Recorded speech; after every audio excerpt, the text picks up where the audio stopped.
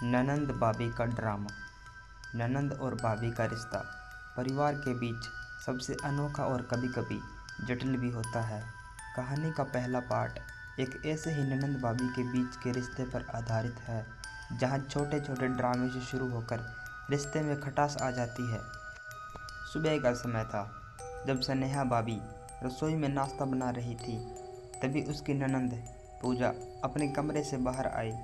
पूजा अपने कॉलेज की पढ़ाई पूरी कर चुकी थी और घर पर कुछ समय बिता रही थी। जैसे ही उसने रसोई में कदम रखा, उसने देखा कि स्नेहा अपने पति के लिए और सास के लिए पराठे बना रही थी। पूजा ने थोड़े तीखे लहजे से कहा, भाभी, मेरे लिए पराठा नहीं बनाया आपने? मैं भी तो इस घर की बेटी हूँ।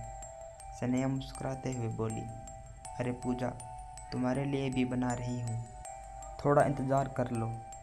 यह सुनकर पूजा ने अपना चेहरा सिकोड़ा और कहा, हमेशा मेरे लिए सबसे बाद में ही काम होता है।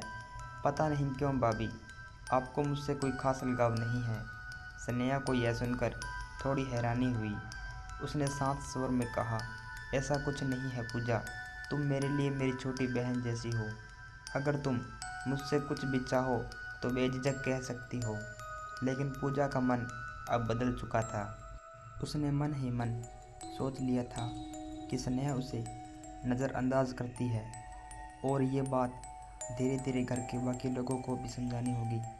यहीं से ननंद और भाभी के बीच ड्रामे की शुरुआत होती है। आगे की कहानी अगले पार्ट में।